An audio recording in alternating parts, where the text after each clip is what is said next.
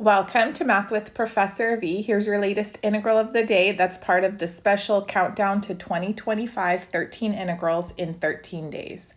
And here we have indefinite integral of 5 sine squared theta cosine theta plus sine theta cosine theta plus 36 cosine theta over sine cubed theta plus 9 sine theta d theta. I'll give you a hint. This one looks a lot worse than it is. You don't need to use any fancy substitution. So not like yesterday, you don't need to use Weierstrass or anything like that. If you just factor the numerator, just take out the GCF, you should hopefully be able to see how things are going to fall into place really nicely. Okay, so I'm going to get started and do just that. I'm going to take out, do you see how everybody in the numerator has a cosine theta? Let's factor that out. So cosine theta, and then we're just left with 5 sine squared theta plus sine theta plus 36 over, now I could factor the denominator, but it might not be helpful, so I'm just going to leave it as sine cubed theta plus 9 sine theta for now.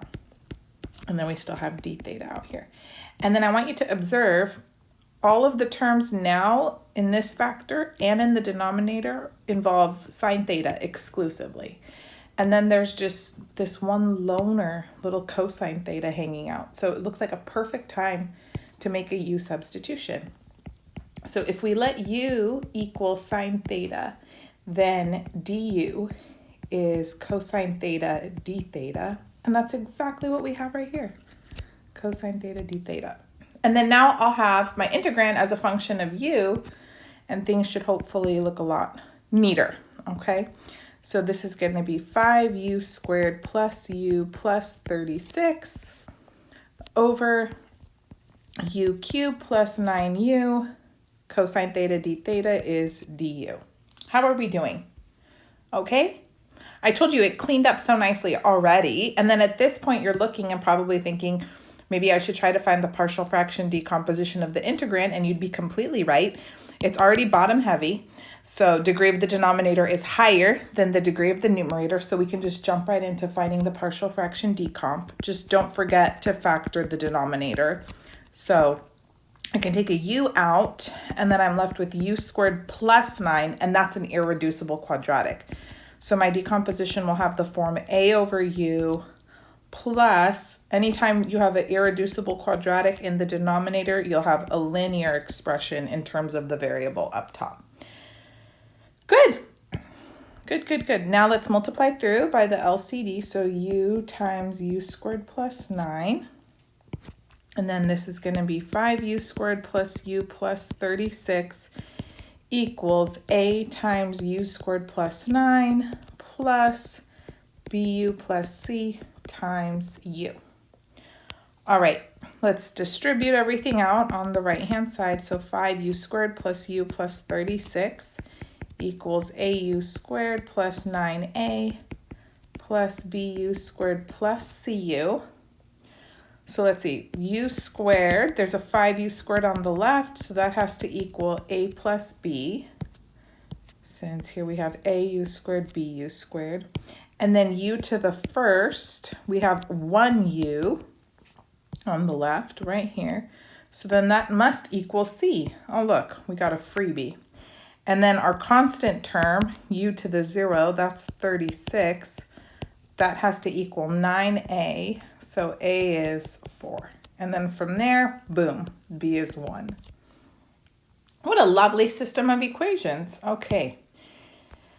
So then now we have indefinite integral a over u, so that's 4 over u, plus bu, so 1 times u, plus c is 1, all over u squared plus 9 du. Okay, now I'm actually going to split that last term into 2 because I'll tackle each of them with a different integration technique. So we have 4 over u plus u over u squared plus 9 plus 1 over u squared plus 9 du. All right, and each of these we're good to go with now, nothing crazy. Antiderivative would be 4 natural log absolute value of u.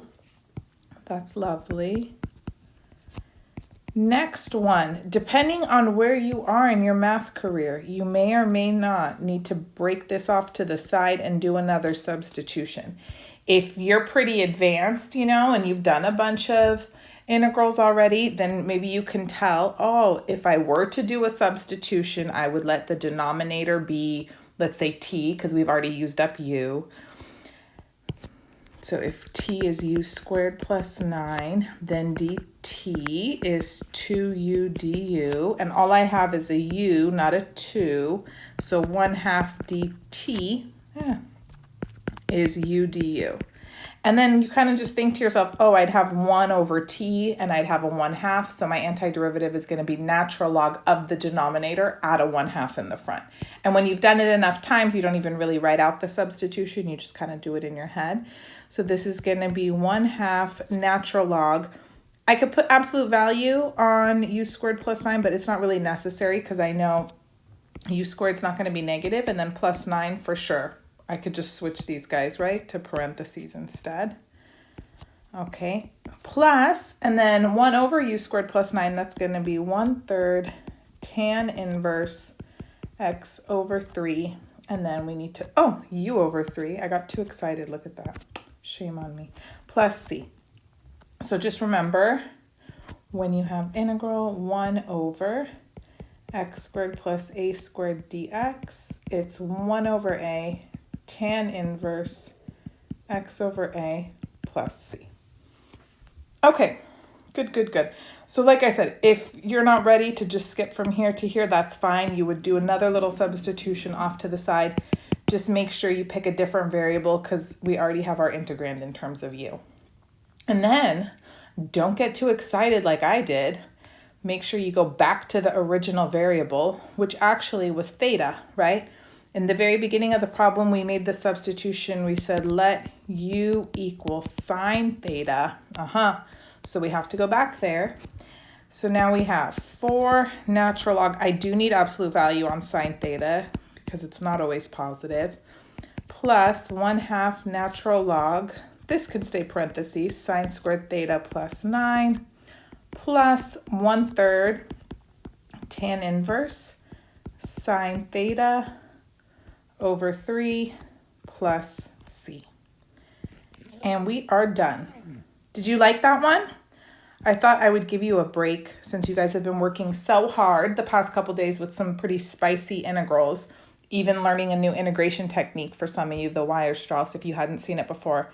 So hopefully this one wasn't too difficult, but you still enjoyed solving it. I'm having fun digging up problems for you guys.